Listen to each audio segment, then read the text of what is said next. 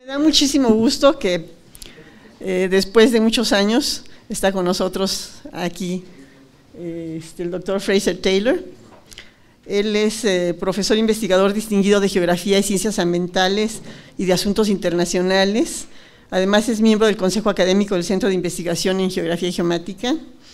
El profesor Taylor recibió los grados de maestro y doctor de Filosofía en Geografía de la Universidad de Edimburgo y realizó estudios postdoctorales en las universidades de Londres y Harvard.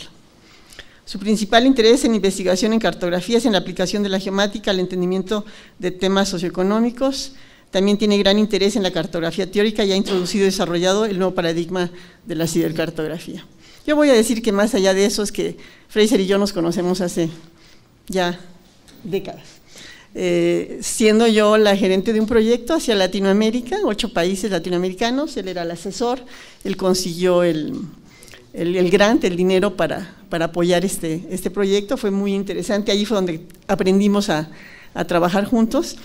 Y si Fraser se acuerda, en los pasillos del Instituto Cartográfico de El Salvador, yo estaba escribiendo la propuesta para crear este centro de investigación, entonces se imaginarán que hemos recorrido un largo camino juntos, ¿no? Entonces él nos va a hacer, vamos a tener el honor de que él nos presente un nuevo libro del que él es editor. Él ha editado una gran cantidad de libros, ahorita lo que dije fue algo muy breve, de un currículum muy, muy extenso. Además de haber sido 9 años, ¿verdad? En la ICA, el presidente de la Asociación Cartográfica Internacional, ha recibido medallas y premios internacionales, pero pues nos da mucho gusto, la verdad, siempre tener aquí a Fraser. Yo le voy a pedir al doctor José Ignacio Chapela, nuestro director general, que si nos das unas palabras. Sí, cómo no. Gracias. ¿Qué tal? ¿Cómo están? Miren, antes que nada vamos a entrar de lleno en la materia de la presentación del libro y los comentarios que podamos hacer, tanto ustedes como yo, después de haber escuchado el contenido y lo que nos van a presentar sería lo más apropiado. Lo que sí quería comentarles es que muy próximamente vamos a tener una reunión de trabajo con todos ustedes para presentarles lo que sería el borrador del plan estratégico que ya venía construyéndose aquí en el CentroGeo. Margarita nos dejó un trabajo muy avanzado que incluso se presentó en octubre en el órgano de gobierno y lo estamos afinando. El día de jueves vendrá el Comité Externo de Evaluación. En función de esos comentarios se integrarán también al programa y habrá algunos talleres de consulta con ustedes, tal como lo ofrecimos desde la primera vez, antes de ser presentado al órgano de gobierno para su posible autorización. Estoy seguro de que así lo harán si hacemos un buen trabajo sobre lo que ya se ha venido construyendo. Pero ahorita venimos a lo del libro, que es, creo yo, algo muy importante para el CentroGeo. Ha venido construyéndose por años a través de un taller, un seminario casi permanente que se ha venido desarrollando, y creo que el contenido va a ser de interés para todos nosotros, ¿sí? Hagamos de esta práctica un trabajo cotidiano en donde sé que muchos de ustedes están trabajando sobre artículos y están trabajando o han terminado artículos recientemente para que también tengan la oportunidad de comentarlo con todos nosotros. Pues muchas gracias y vamos a escuchar la presentación. Buenos días a todos. It's a real pleasure to be back here at CentroGeo. As Carmen has said, and I've got to be very careful how I phrase this because her husband is here, I was involved in the conception of CentroGeo. And I have watched CentroGeo grow from an idea into an institution, and it's now almost 15 years old. And as it grows, it takes on new challenges, new problems, and above all, new opportunities. And I would like to congratulate my friend, Dr. Jose Chapela, on his appointment and wish him well in the challenges which faces CentroGeo as it grows. Many 15-year-old children in Canada, when they become adolescents, become a little fractious and create new problems for their parents and the people they work with. But I enjoy coming to CentroGeo. I've enjoyed working with Carmen, with Margarita, and look forward to working with Dr. Chapela in the future. You are all privileged to be part of a very important institution in Mexico. You are doing excellent work, and you have excellent opportunities for the future. We are increasingly entering the age of location, where location-based analysis of all kinds has become strikingly important for society as a whole. And this is growing rapidly, both in industry and in government and in academia. And the challenge is to make the linkages between government, industry, and academia in an effective manner if you are to move ahead more effectively. Now, this book, and there is a photo of the cover, and there's a hard copy there, is a substantial update of cybercartography theory and practice, which was published in 2005. And in 2005, there were a number of chapters by CentroGeo, which were in that particular book, as there are in this latest edition of the book. And since that first edition was published, substantial changes have taken place, both in the theory and practice of cybercartography. And for us, many of these are the results of extensive new practice, especially in cooperation with Indigenous communities in Canada. And I'll say a little bit more about that later. Now, in the first edition of the book, we identified 7 elements of cybercartography, and I will not dwell on these here. I will simply put them up so that you can quickly read what the 7 elements in the original book, around which the book was structured, are. There are the first 3. There are 2 more. And there is the final of the 7. And you will notice that one of the elements of cybercartography is a point which I just made: the involvement of partnerships amongst academia, government, civil society, and the private sector. That, I think, is a very important element, as it was then, but more so now. Now, since that time, the 7 elements have been refined around 6 central ideas, which form the basis for the new book. First, people use all of their senses in learning. Consequently, cybercartography creates representations which allow them to do this through cybercartographic atlases. If you like learning by maps, you have the map. If you like learning by listening, you have the sound. If you like learning by graphs, you have that. There are a variety of different ways in which you can make the presentations, but basically it suits different people's learning styles or combination of learning styles. People learn in different ways, and they prefer teaching and learning materials in different formats. The atlases provide people with a choice of learning styles or combinations of learning styles. The same information can be presented in multiple formats. Some people who use the atlases don't look at the maps at all. They simply look at the other ways of that the information has been presented. Effective teaching and learning takes place best when individuals are actively involved and engaged. This is a well-known educational principle. The multimedia and interactive approaches used in cybercartographic atlases facilitate this. Now, the fourth one is becoming increasingly important in modern society. People need the power to create their own narratives, their own stories. That's what the social computing revolution is all about.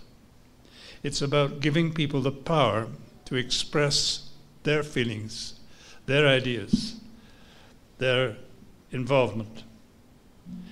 Now, the Cybercartographic Atlas framework, which we have developed, provides a mechanism for doing this, which gives some structure and metadata indicating the quality and the nature of the narratives that people create. Much social computing lacks metadata. It lacks quality descriptions. Our framework provides a framework in which that is automatically generated as you participate in the creation. The framework is also open source, and it doesn't require any special knowledge of geographic information processing for people to use it. If you can press a button on a computer, you can become a map creator, and all you have to do is press the button once.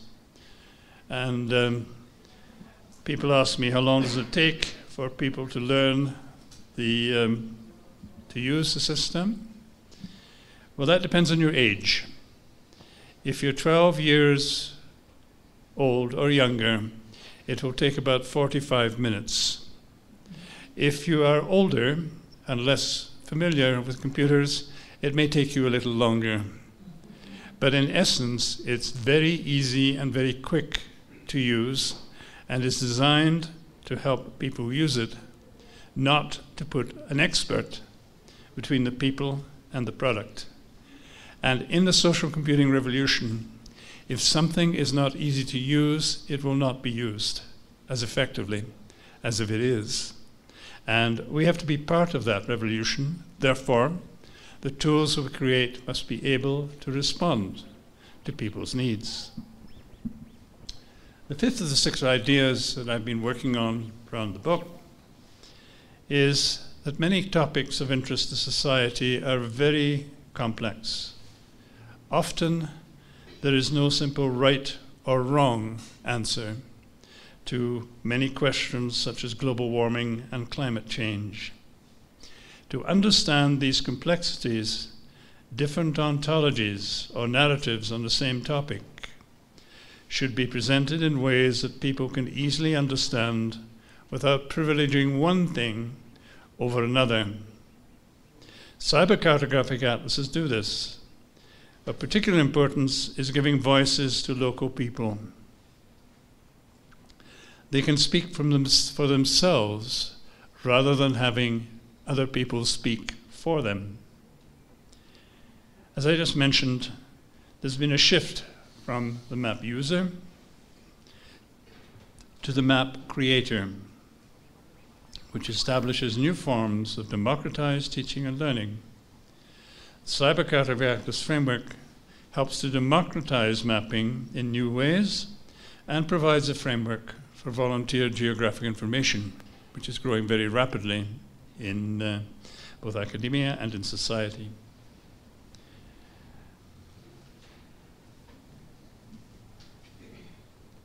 In 2003, there was the definition I used of what cybercartography was that appeared in the first book.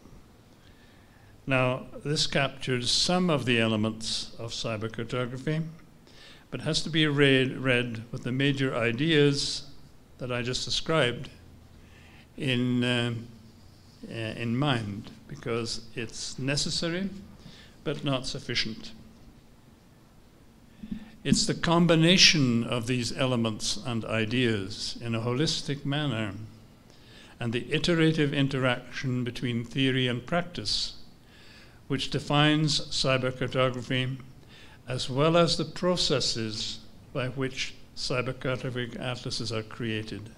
And that's what sets cybercartography apart from other approaches. The process has become increasingly important. In fact, in some cases, more important than the artifact you're creating. The processes by which you do things are important. Now, there have been some other definitions. This is one by one of my PhD students who works in a highly contentious political area of treaties between the native peoples of Canada and government. And she defines cybercartography like that: a set of concepts and tools that provide an effective building atlas framework for approaching complex social, political, and economic phenomena. So that's how she sees and is using cybercartography. At the very simplest level, in ways that people can understand, it's the application of geographic information processing to the analysis of topics of interest to society and the display of the results in ways that people can readily understand. It's no good producing stuff that people don't understand. It's your responsibility to present materials in ways that people can understand. Now, some of the new practice that we have been working on, we received a major grant from the Social Science and Humanities Research Council of Canada to help fund the research on cybercartography, upon which much of this book was based. In the book, you will find chapters describing the Lake Huron Treaty Atlas. That's the one I just referred to by Stephanie Pine, where she's working on the relationships between native peoples in Canada and their treaties with the federal government. Views from the North, that is written by an art historian. One of the things she's been doing is taking the pictures of the Inuit people, which were taken many years ago and stored carefully in the archives, where they're not accessible to any of the Inuit who live thousands of miles away from the capital city. She has a group of Inuit school students who take those photographs, take them back into their communities in the north, and have elders describe who was that person, what they were doing, what was all this about. And in essence, they are revitalizing the photographs. At the same time, the young Inuit students are taking new photographs to capture society's ideas of itself. So the Views from the North Atlas does that. The Inuit Sea Ice Use and Occupancy Project, that is another atlas. Inuit see sea ice as an extension of the land. It's an important part of their society and their economy. People in the south see sea ice as a barrier to navigation and a barrier to resource exploitation. These are two very different viewpoints, two very different ontologies, and it's very difficult to bring those two things together. What the Sea Ice Atlas and the Sea Ice Use and Occupancy Atlas does is examine some of these issues and present a whole range of new materials. The Nunavut Cybercartography Framework, I've already spoken about briefly. Kitikimat Place Names Atlas. Kitikimat is a cultural society in the north. They have been renaming all of the geographic features and all of the places in their own languages. And the atlas presents those languages, presents those place names and features, spoken by the elders and the people themselves. The input is made vocally by people simply putting in the place names and saying what this place name is about, what it means, what this river means, what the stream means, and it's enriching the maps of the Canadian North in a way which was not possible before, when all that was there were the names of the observations of explorers or southern bureaucrats. The Gwich'in Atlas is a similar one for the Northwest Territories in Canada, and the Arctic Bay Atlas is of a small community of Arctic Bay. Now, this new practice has required a consideration of traditional knowledge and the representation of traditional knowledge in cybercartographic form. We've worked mainly with Inuit communities and with First Nations, such as the Anishinaabe and the Gwich'in. The interaction between and with Indigenous people has had a profound effect on my thinking around the field of cybercartography. Now, what is traditional knowledge? Understanding of the human place in relationship with the universe and the use of natural resources, relationships between people, and is reflected in language, social organization, values, institutions, and law. All of these are elements in traditional knowledge. I'm not going to bore you by pronouncing long Inuit names, which will take up more time. It will also be quite challenging, as my Inuit is even more limited than my Spanish. This term, or the Inuit way of knowing, was formalized in 1997. It's a term used to describe Inuit epistemology, or the indigenous knowledge of the Inuit. The term translates directly to that which Inuit have always known to be true. Like other indigenous knowledge systems, it was formally adopted by the government of Nunavut, which is one of Canada's newest territories. However, the descriptors used to capture the essence of the term are recognized as being consistent with Inuit worldview, as it is described in various Inuit circumpolar jurisdictions. Inuit elders in Nunavut have identified the framework, which is founded on 4 big laws, or maligait.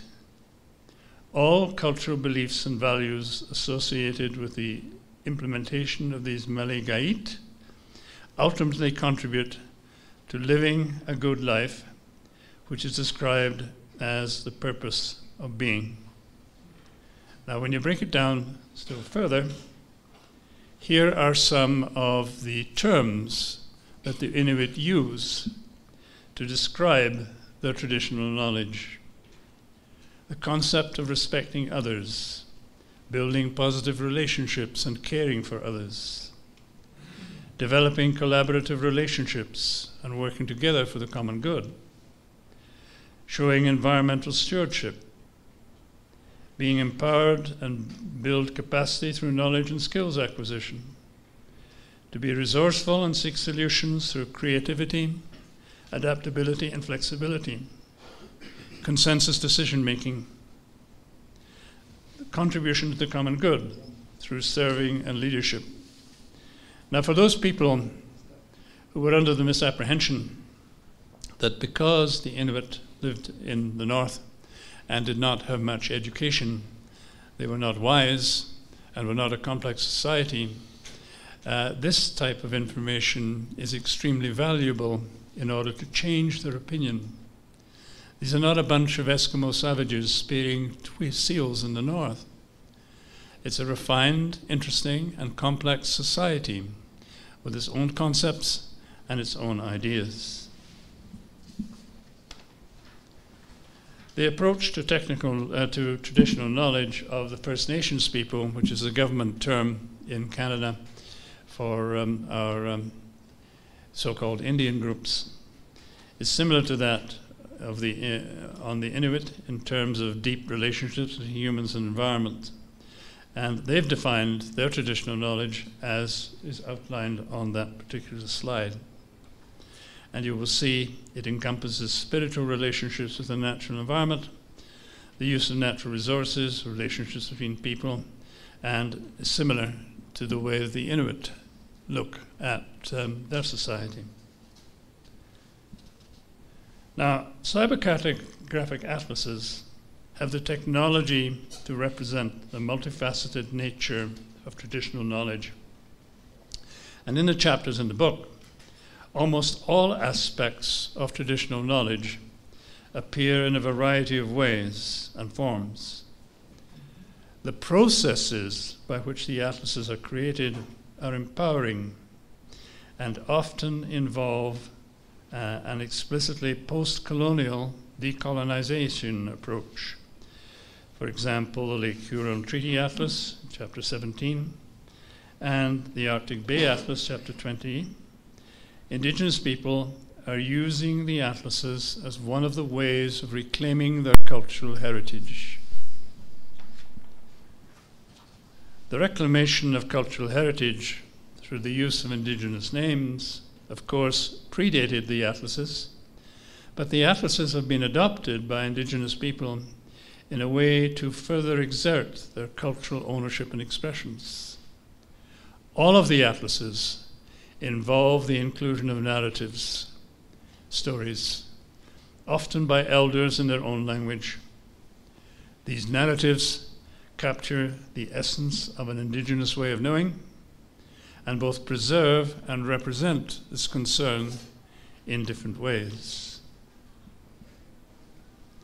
One of the ways of ensuring that a people's way of knowing is adequately reflected is to give the power to the people to concern to choose what they want to represent. In the case of the Gwich'in Social and Cultural Institute and the Kitikimbut Heritage Society, the content of the atlases is determined by these organizations. In the case of Arctic Bay, the same principle applies, and often a choice of content encompasses things that would not have been chosen by outsiders. I think I mentioned last time I was here the inclusion by Arctic Bay Youth of a rap video entitled "We Are Not Eskimos." And there's the YouTube linkage to the video, which is quite good. I enjoy it.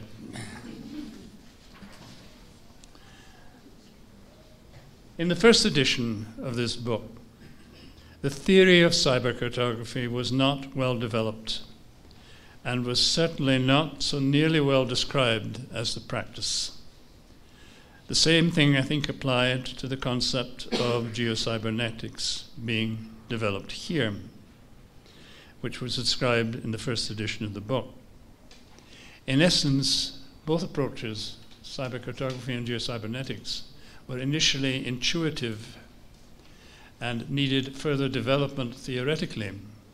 And in the new book, I think we've gone a long way towards providing a better theoretical understanding of what the concepts are about. The CentroGeo team argues that geocybernetics encompasses cybercartography, but there are striking similarities between the two concepts. As I said, both cybercartography and geocybernetics were initially intuitive and empirical, rather than theoretical, as outlined in chapters 2 and 3. But CentroGeo researchers have recognized the need to build a transdisciplinary theoretical framework, and this is reflected in the chapters that have been written in the book. They're building new linkages between the hard and the social science, using holistic and transdisciplinary approaches. They're using Norbert Wiener's concept of social cybernetics in terms of interaction with society and attempts to integrate community knowledge with specialist knowledge to form a combined knowledge base. As I say, they argue that geocybernetics encompasses cybercartography, as well as other concepts, such as geomatics prototype, the RAISE method, the emerging knowledge networks with common theoretical building blocks, like chaos theory, complexity theory, and metamathematics. Now, you have to read the chapters in order to get a fuller understanding of all of these things. I don't intend to go through them here, and you're more than exposed to some of these ideas in any case, and you may read about them again in the book.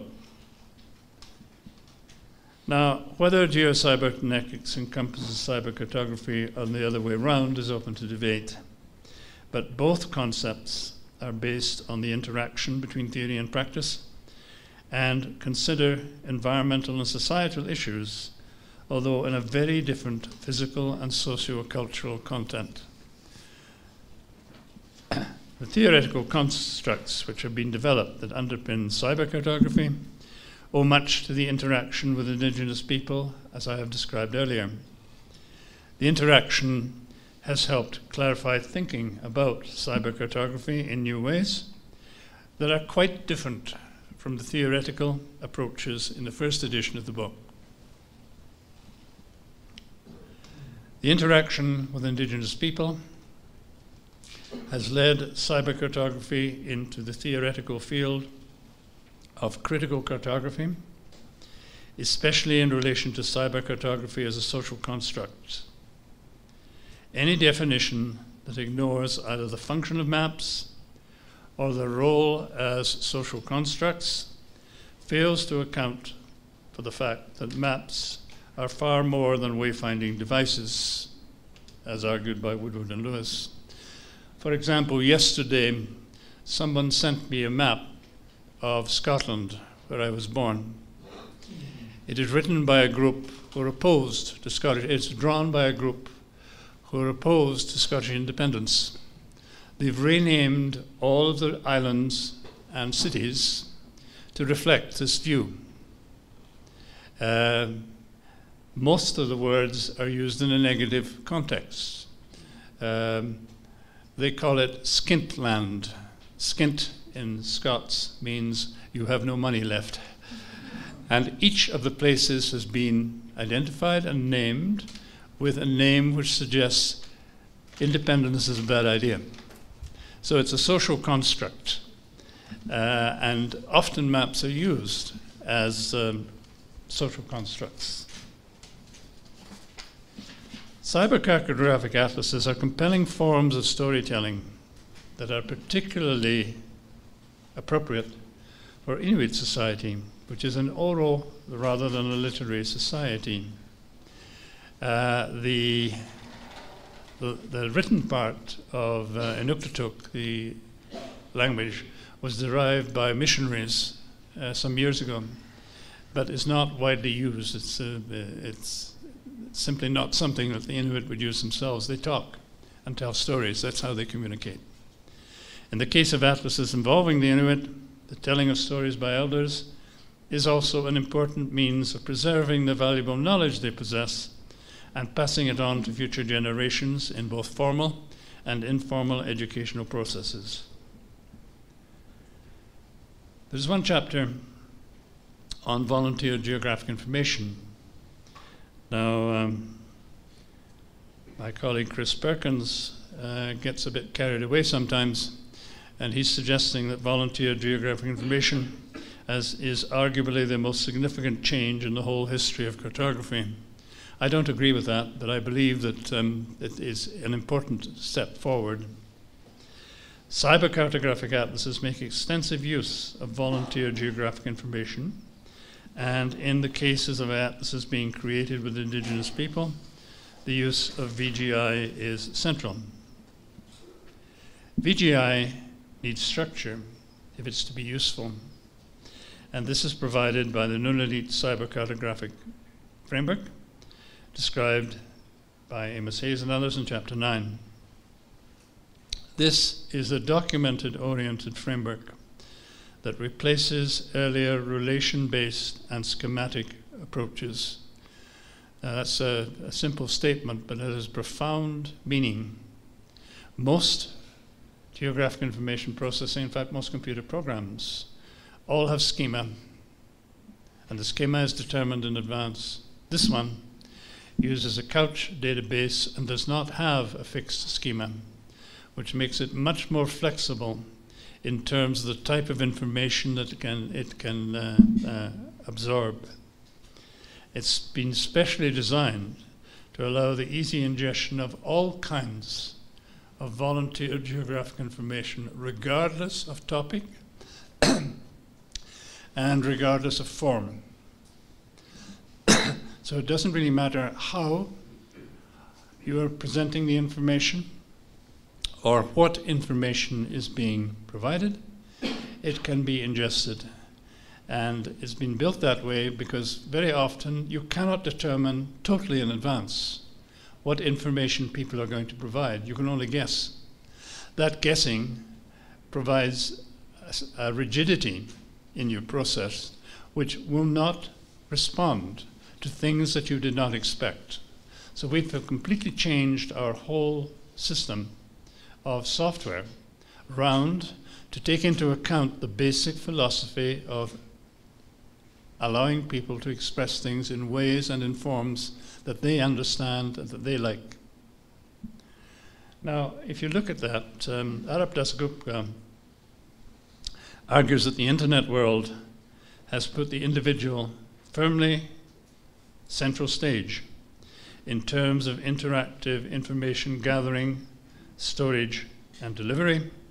And he argued that 213 would see the emergence of the individual as the focus of geospatial information. Mobile devices, such as cell phones, are now ubiquitous and can be used both as input devices for VGI and also we have a chapter on some of the work being done by my colleagues in Austria on volunteer geographic information and information on cell phones. Now, we're rapidly approaching a situation of so-called big data, where information is coming from the individual in all kinds of forms, either entered through their cell phone. Remember that most cell phones have an automatic GIS in place anyway, so you know where the person is.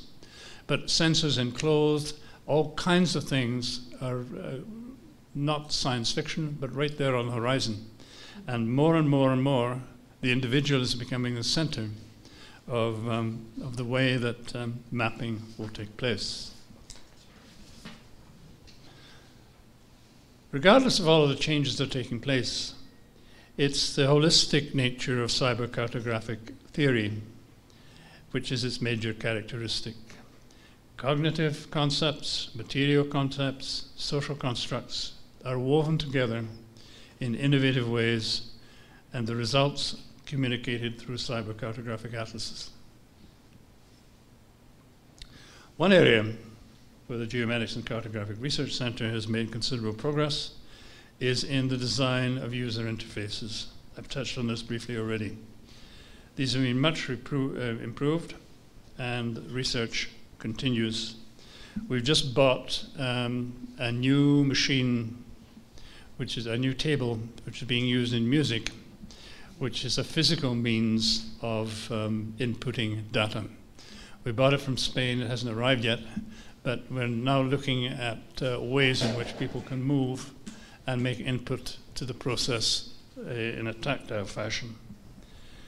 In terms of the design of the atlases, we have to take into account limitations facing users. To serve communities in the north, the current limitations on bandwidth must always be kept in mind. That meant that the design of things like the Inuit Seco Sea Atlas was much more basic than existing technology allows. It's very easy when you're producing something to produce the latest and best technical approach. But if it can't be used by the communities that you're working with, you have satisfied yourself, but not the basic needs for which the atlas was developed. So we have to watch the design and not overstate it. One of the best designed atlases is the Atlas of the Risk of Homelessness, which is a very different kind of atlas. It had, we have 21 variables used to construct the atlas at a variety of different scales, from city, metropolitan, region, and nation, posing interesting design challenges, and we used one of the more innovative solutions in the development of a concept called GraphoMap. GraphoMap is a combination of location with graph, and it's a semicircle. It goes across Canada, and things move up and down as the variables move up and down. This was meant to determine through visualization how we can help decision makers look at the risk of homelessness before homelessness takes place. And we work together with a number of social agencies at the national and local level. And I've already mentioned the change in the Nunavut Atlas. Now, some of the other chapters deal with relationships between the arts and the humanities.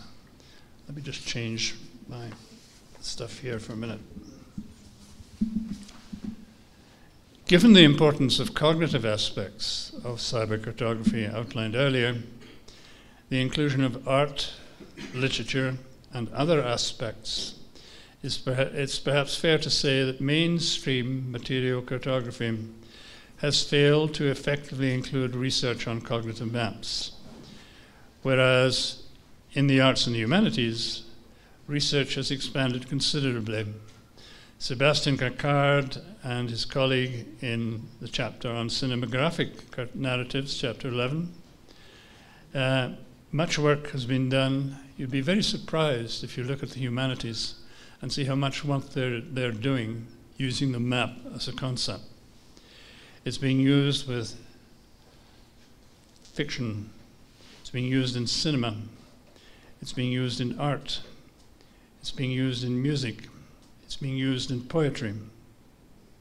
And there are many challenges of including these concepts in cybercartography, and we have a lot to learn from what is being done in the digital arts and the digital humanities. And if you haven't looked at some of these, you should take a look.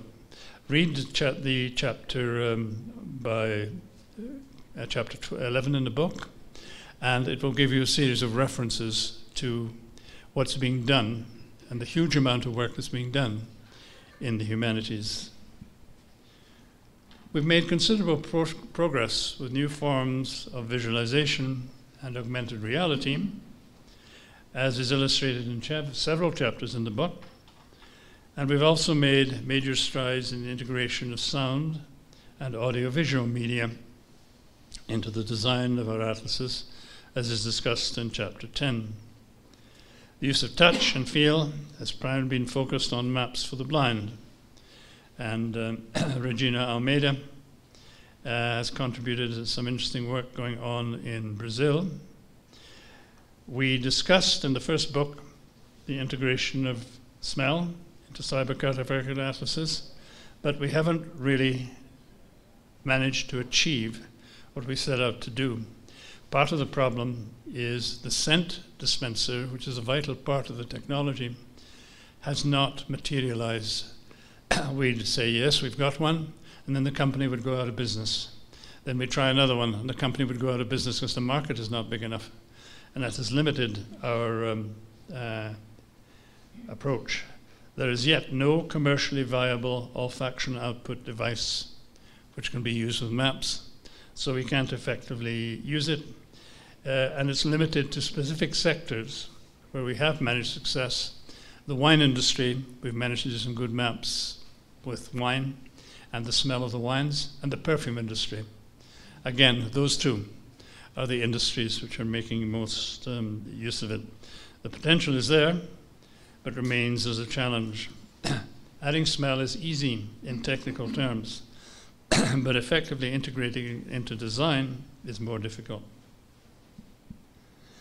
The need for more effective preservation and archiving is a topic by myself and Tracy Loriot. The map has been a fundamental facet of memory in societies from all over the world for millennia, and it's appeared in a variety of forms. But there are real challenges in preserving digital maps. In the internet area, websites are expanding exponentially. But when we looked at the websites that we quoted in the book, when it was put together and published, which was very recently, many of these had disappeared. Nobody is archiving them. So if you give a reference to a website, don't automatically assume that it's going to be there when you've finished your chapter or finished your article. They disappear. No one is taking responsibility for ensuring that these things are preserved. And this is very important in terms of digital preservation, and we have a chapter in the book dealing with this particular issue. We have 3 chapters which deal with important legal and ethical issues especially those that relate to traditional knowledge. The notions that researchers working with indigenous people must engage in ethical practices is not new, but this takes on new urgency when digital distribution of information is the norm. What does informed consent mean when that information is to be distributed on the web? Once you put something out on the web, you no longer have any control of it. None. It just goes. So you've got the consent of the people to use it, but they have no idea of what this means in a digital era. And you have no control over the misuse of information. One of the communities we dealt with, Arctic Bay, made the mistake of allowing a journalist to look at their hunt for the narwhal, which is an animal with a long unicorn-like spike. They thought he was acting in good faith. He used that information to attack the community from a perspective of environmentalism, completely negated the real reason of the subsistence economy, and proceeded to distribute on the internet all kinds of misinformation about the footage that he'd taken. And the community had no recourse. That caused the community to withdraw from all researchers for 2 years. They wouldn't let a researcher in the community anymore, apart from us. But the ethics of what you do is very, very important. And we looked very carefully with our group of lawyers at the issues of copyright, intellectual property, data ownership, and a whole range of other issues, which are important not only in an indigenous sense, but in a general sense. Education is one of the key uses of cybercartography, and it's being used heavily now in Nunavut Arctic College, in the community colleges in the north, and in the high school systems. There we are, we've developed a new course for Inuit on how to do their own research using our atlas as a starting point. So the Inuit are going to become not just objects of research, but take control of their own research. I'm rapidly running out of time, so I'll conclude. My conclusion is that cybercartography has come a long way since the first edition of the book was published. Indeed, the new one contains 90% new content and is in essence a new book. I've used this quote before, but I will use it again. Tim Berners-Lee, widely recognized as the originator of the World Wide Web, identified two major challenges for the future of the web: linking data sets on different topics, both quantitative and qualitative, and generating new and more useful combined information. Secondly, finding new ways of displaying that information in ways that people can more readily understand. Cybercartography, using location as a linking mechanism, does both, and is very much a technology for the Web 3.0 era. Now, I'd like to recognize the major contribution to the book made by my colleagues and co-authors here in the audience, who will join me in a few minutes to answer questions. Gracias. And I think that CentroGeo has true possibilities of going from strength to strength in the future, and I will continue to offer whatever help I can and to follow your progress with great interest. And thank you very much for your patience in listening to one of my longer lectures. I was in Cuba recently, and I understand that I'm supposed to speak for 4 hours, not 45 minutes. I was so informed by Fidel Castro. And fortunately, Senor Chavez, who also took a long time to speak, is no longer with us. And I was also telling my colleagues that it's not confined to Cuba and Venezuela. The American architect, Buckminster Fuller, who developed the geodesic dome, we made the mistake of inviting him to speak at our university. After 2 hours of his speech, he stood up and said, "Ladies and gentlemen, I have to go to the toilet, but don't go away. Then he came back and lectured for a further 2 hours. So one of my former prime ministers, John Diefenbaker's advice to a public speaker: stand up, speak up, and shut up. So I will do just that. Thank you.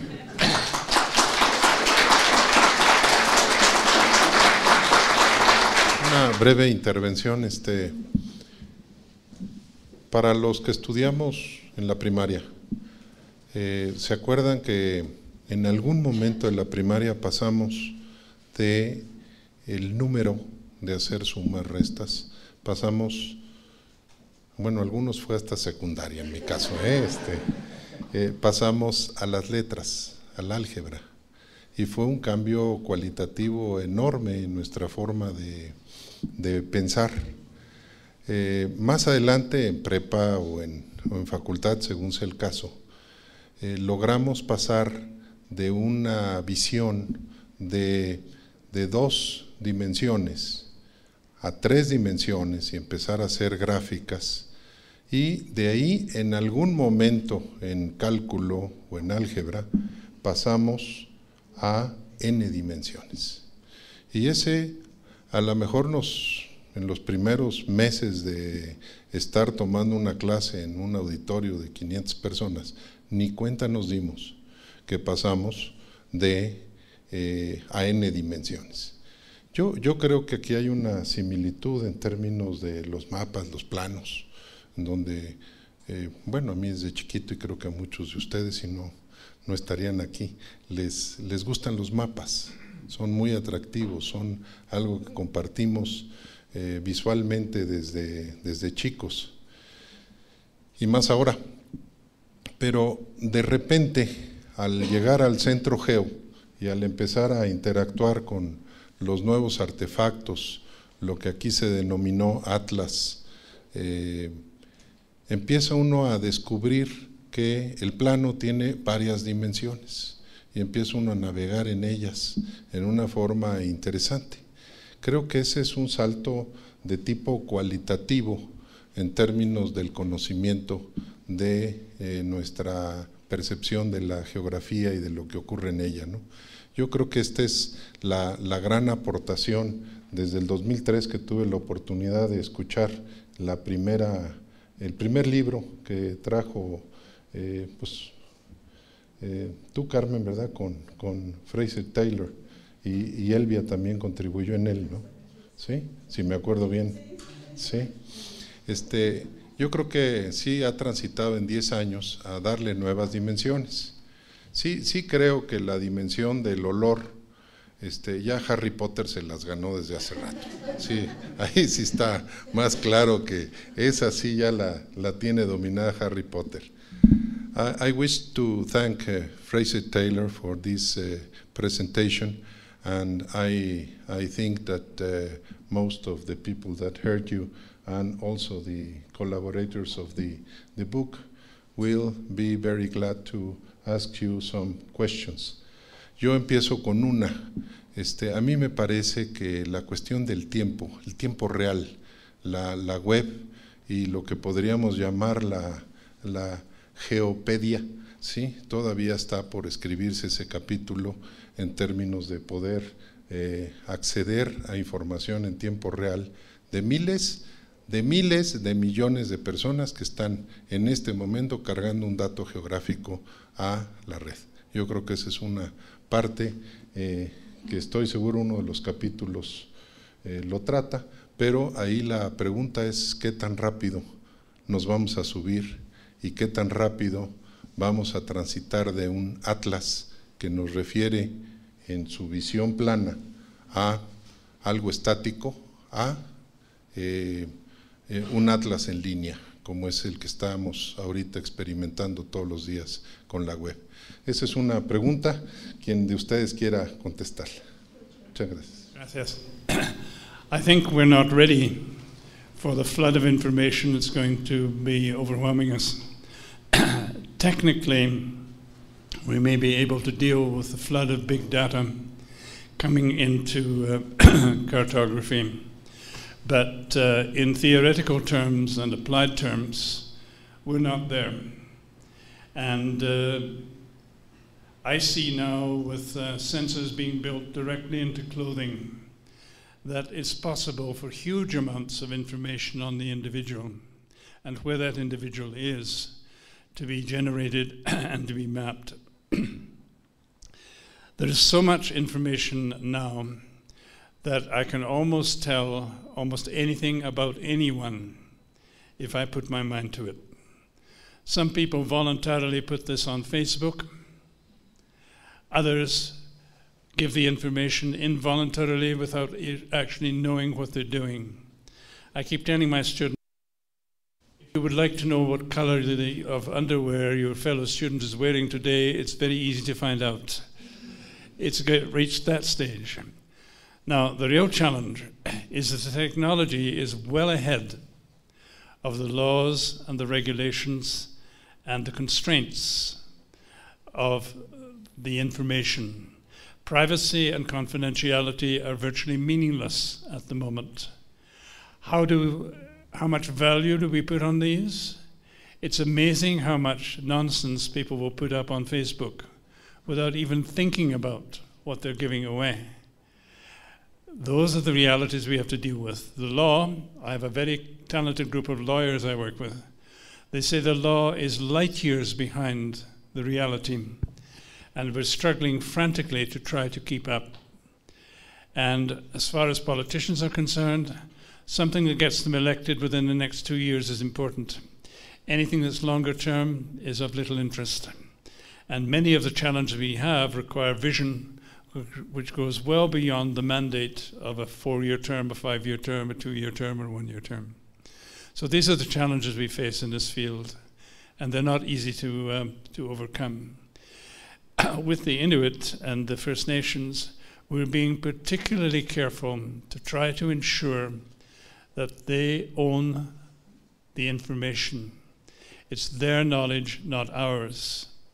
Now the trouble is that with copyright law, the people who prepare the atlases own the copyright.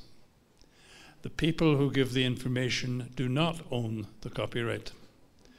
So data ownership is for us a critical concern. And we're trying to ensure that control of what data goes out lies with the communities themselves so they are not exploited. But it's not easy.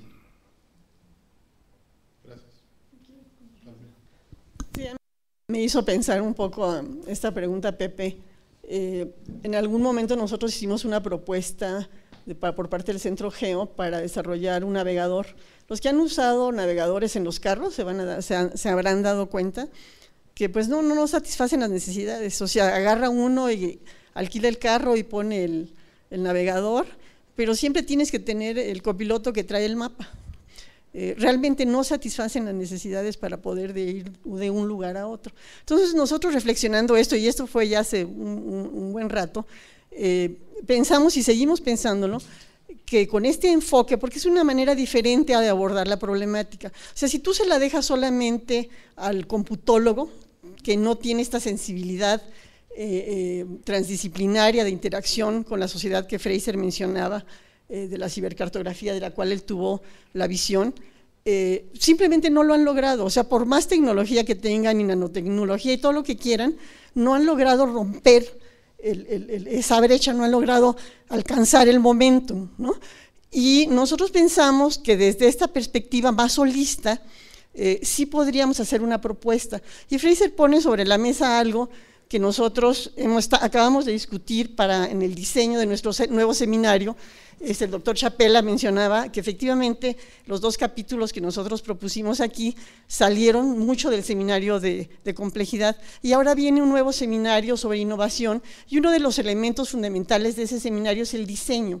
Porque cuando nosotros estuvimos trabajando en cibercartografía y en geocibernética, el diseño es un elemento fundamental. Entonces, ¿cómo tú abordas el diseño de un artefacto tecnológico que al final vas a usar en la vida diaria, etcétera? Tiene mucho que ver con tu enfoque y con tu marco teórico. Entonces me hizo pensar en eso, Pepe, de alguna manera, en el sentido de que es una manera totalmente distinta de abordaje.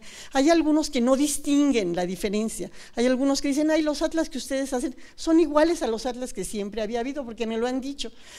No hay esa capacidad de distinguir que estamos cambiando el paradigma del diseño, del manejo de la información geoespacial. Digamos, en eso es en lo que coincidimos. Y un ejemplo muy claro es el fracaso de los navegadores. Y yo pienso y sigo convencida, y nunca lo he platicado con Fraser, pero creo que podríamos hacer un proyecto junto, que abordándolo desde esta perspectiva lo podríamos resolver. ¿Alguien quiere hacer preguntas? Nomás uno.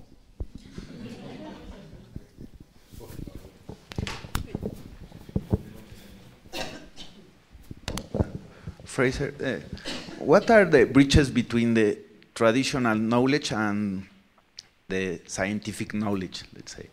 Because I think traditional knowledge can give us insights about how to study some phenomena, for example.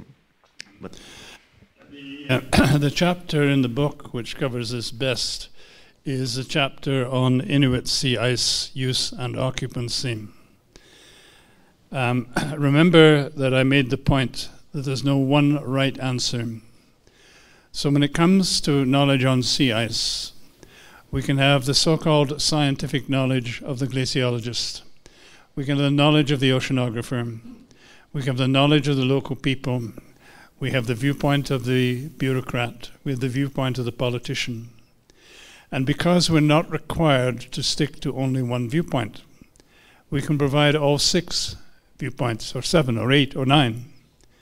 And when people read the various opinions of the different people, they arrive at a better understanding of the complexity. We're trying to link traditional knowledge with so-called hard knowledge. For example, I have one project which is about to get underway, if it is funded, on the Arctic spatial data infrastructure. The Arctic spatial data infrastructure is a top-down scientific device. I want to see if we can add traditional knowledge into that infrastructure and combine it, not in a token way, but in a way which makes it richer. For example, the metadata on sea ice. For a scientist, he or she is interested in the XY coordinate, the value of the data, etc., etc. To the Inuit, the metadata which matters is who gave that information, which elder. So my metadata for the Sea Ice Atlas is walking, living metadata. It's a very different concept of metadata, but it's a very different concept of authenticity. What is authentic data? Here you get different viewpoints, different ways of looking at things, and if we can present more than one, then our chances are greater than if we present one as opposed to the other.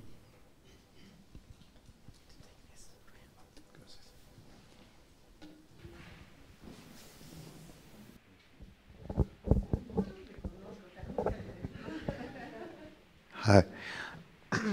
Sorry. I want to know what has been the role of GeoConnections, the Canadian SDI, in the development of these new cybercartographic atlases? Has it, the existence of GeoConnections changed the development in any way? I know the GeoConnections program very well. In fact, I wrote the memorandum to Cabinet establishing GeoConnections. They won't tell you that, but I did. It went through government cycles. GeoConnections, the main advantage of GeoConnections to us is that they've managed to produce now very high quality 1 to 250,000 digital maps for the whole nation. And for the north, they've now gone down to the scale of 1 to 50,000, which is very useful for us as base data. So the real connection is the Canadian geospatial data infrastructure, which is being built by GeoConnections. We want to add a traditional knowledge component to that spatial data infrastructure. And we work quite closely with NRCan.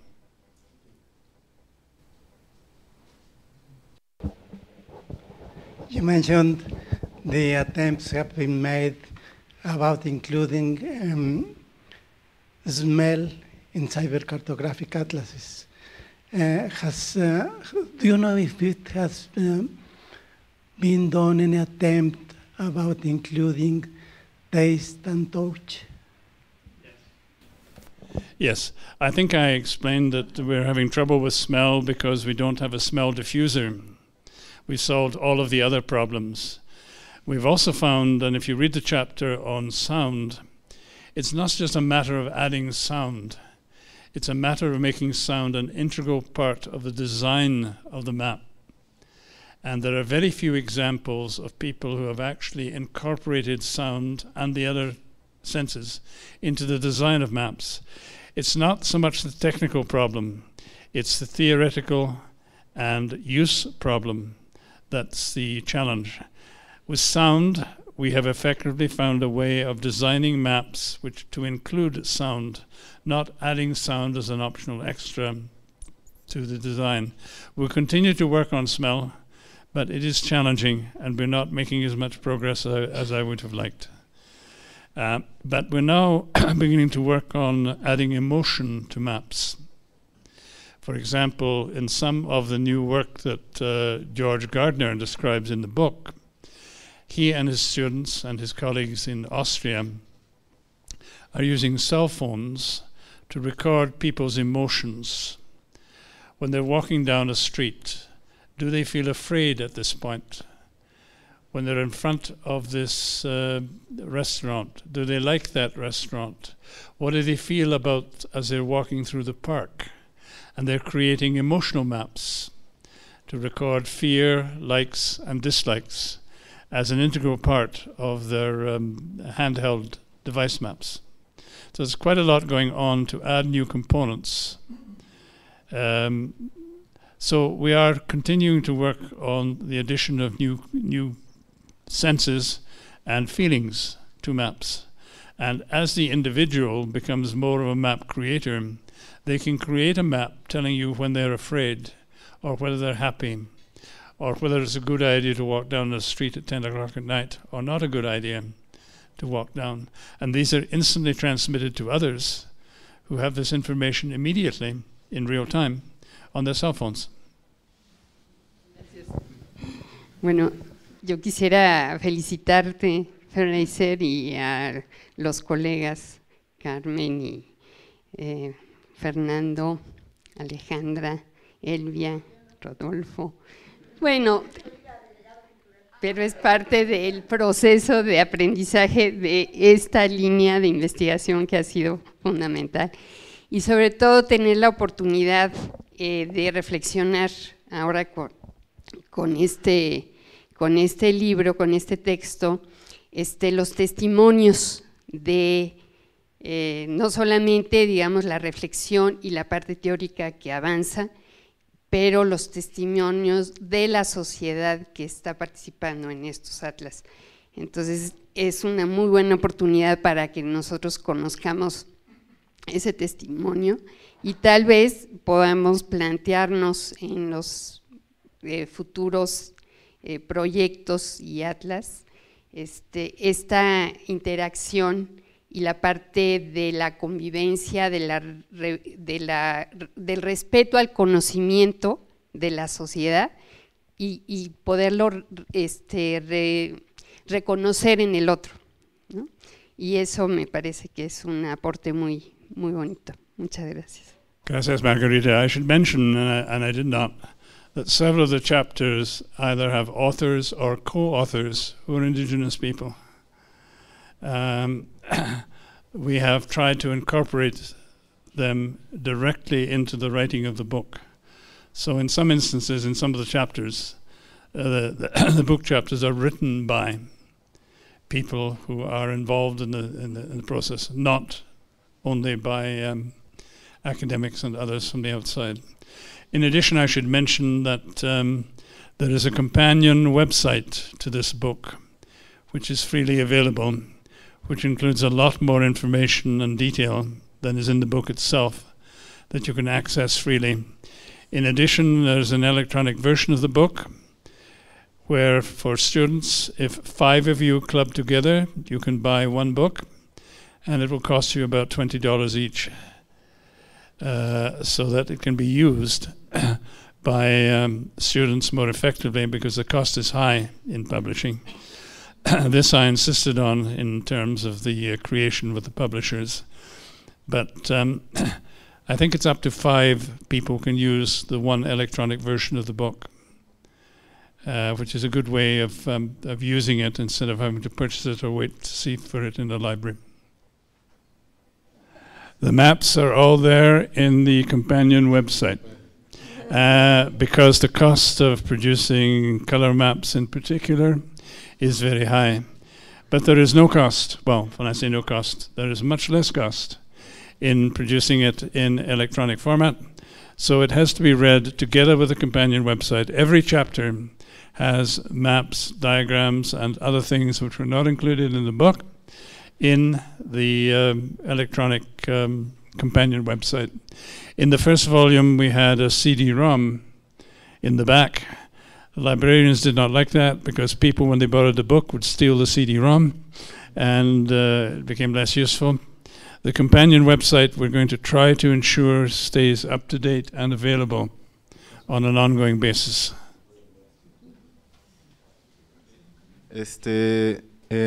¿Cómo pueden, bueno, estos ejemplos de atlas ayudaron a los Inuit, se menciona, así se dice, a recuperar ciertos territorios, por lo que entendí, o a recuperar como ciertos espacios. Mi pregunta va enfocada precisamente a eso: ¿cómo puede la cibercartografía ayudar a la sociedad civil a recuperar espacios o territorios frente a este nuevo colonialismo que se está viviendo? Oh, yeah. Cartography is the most powerful tool, or one of the more powerful tools that the Inuit have.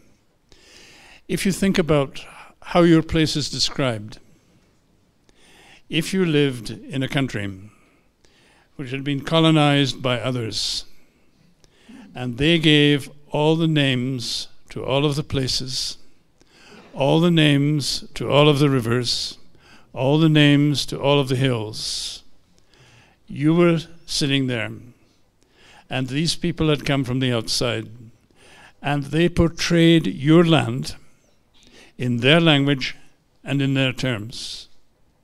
How would you feel? The Inuit feel dispossessed.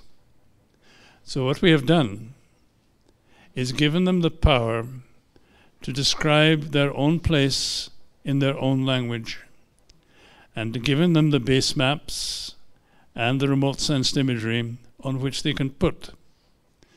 And from an empty land, from a European or Southern Canadian perspective, we find an enriched landscape with hundreds of names and hundreds of stories. For the Inuit, a journey from place A to place B is not just I move from XY coordinate A to YZ coordinate B. It's a story of what happened along the route. Who did I meet? Who did I talk to? What did we talk about?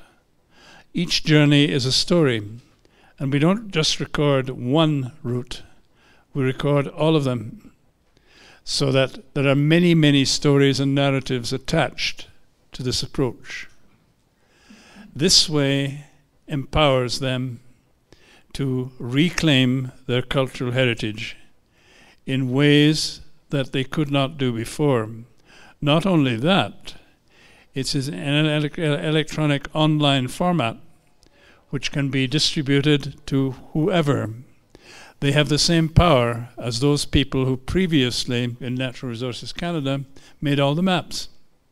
Now they can make their own maps and describe them in their own ways. It's an empowering technology when used in that way. And if you can provide them with ways of doing this, which does not require them to buy an expensive ESRI system and expensive equipment in order to do so, you increase the power of that process. And with us, if you have a simple computer, all of our software is available free. It's open source. easily described, easily used, and can be learned very quickly. So youth and others can create their own things. That to me is a very powerful way of reclaiming your cultural heritage and describing your own land, which did not exist before. Now, yes, there have been attempts to rename places for years, but once you give it in this form, for example, the cover of the book has a series of Inuit roots on it. They see those as, they take pride in putting this up. And that pride is also part of the process of reclaiming your cultural heritage. In our education chapter, we look at the challenges of combining a Western-style education with a traditional educational process on the land. It's a very big challenge indeed. And using cybercartography, we can take the Western version and the traditional version, combine the two, and the students in the school can learn both. And they're using, Inuit kids are no different from other kids, they like texting. If they can get this stuff online, it gives it more clout than what you learn in the classroom or what you learn from the elders. So all of these things, I think, help in the process of reclaiming a cultural heritage or expressing a cultural heritage. Now, traditional knowledge is not fixed. It's not something which existed in the past and is not relevant today. Traditional knowledge is alive. It's emerging all the time. And we don't define traditional knowledge as one kind of knowledge which is stuck in like a piece of amber with a fly in it. It's a moving, living thing. And local knowledge is constantly emerging and constantly expanding, and we try to incorporate all of that into our work. One question. Are these different stories really recorded and available? Yes. How do you get to that? Go to the Atlas site. To the Atlas. Yeah. Okay. From point A to point B, different stories. Yes. That's beautiful. Yes. ¿Cuál ha sido la experiencia de la cibercartografía en el gobierno? It depends which government. Let me take the example of the Cybercartographic Atlas of the Risk of Homelessness. This was done with 3 big cities in Canada, Calgary, Toronto, and Montreal, and with a number of government agencies, all working in social services. They had never visualized their information before, never. When this information went online, the government of Ontario contacted all of the government agencies and said, take a look at this, we would like you to try to use this as part of your planning process.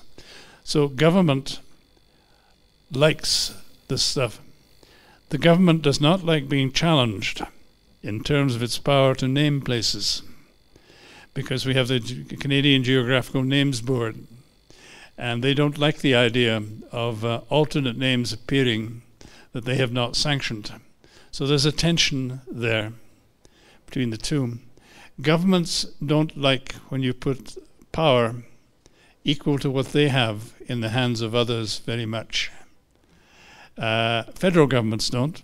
Provincial governments, like the government of Nunavut, one of the men who was involved in the creation of the Arctic Bay Atlas has now been appointed to the Nunavut legislature. And as a result of the work he did with us, they said, put that man in government. But in Nunavut, they don't have parties. They govern by consensus, which is the Inuit way of doing things. So different governments react in different ways. Now, we're applying cybercartography not only to Indigenous people, but also in other areas. We're working in health, and we're working in homelessness, and we can apply it almost anywhere. It's simply a matter of where you want to make the application. Different situations call for different responses. We're working at the moment now with an Aboriginal group. The residential schools in Canada were one of the disgraceful part of our history, where we forced indigenous people to go into schools, sometimes hundreds of miles away from their home place.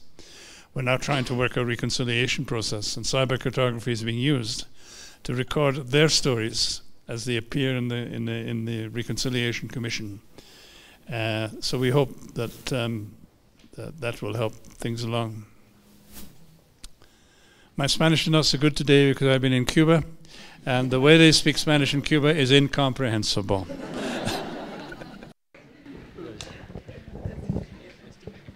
¿Cómo es la cartografía de los Inuit, independientemente de su participación en el proyecto de cibercartografía, o sea, su cartografía pues previa, pues? Well, I think I've tried to explain that it's a very good partnership between us and the Inuit, but the important thing to remember is the content and what is to be done is driven by the Inuit themselves, not by us. For example, with the Kitikimat Heritage Society, these are small towns. Remember, the whole of Nunavut, which is a huge area, probably bigger than Mexico, there are only 34,000 people, 34,500 people in 25 different settlements. They're small. Now, when a group like the Kitikimat Heritage Society, they had $8,000 was all the money they had. They brought this money to us and said, can you create an atlas for us? We said yes. Now, if people spend their own money and come and ask you to do something, you can be more certain that what you're doing is worthwhile than if you decide, I'm going to use a supply-driven approach and produce this wonderful atlas. Now you come and use it. It's a very different philosophy. Me refiero a que si los Inuit habían desarrollado una forma de representación cartográfica. Yeah. The Inuit navigate not by maps, but by wind. When they're moving across the ice in a snowstorm where you cannot see anything, they can tell from the direction of the wind and the feel of the wind which direction to go. So physical paper maps they did not have. Wayfinding through other means they did have. And what we're trying to do is incorporate the concept of Inuit wayfinding into our atlases. But when you introduce them to a remote sensed image or a base map, particularly a remote sensed image, they have no difficulty whatsoever in positioning things on that image. So, although the traditional concept of a paper map was not there, the concept of the process of mapping, of wayfinding, was always there, albeit in different format. Remember that performance mapping is not new. Some people use performance, dance, music, and other forms to express their concept of this is our land. And that's mapping, just as much as drawing with a pencil is.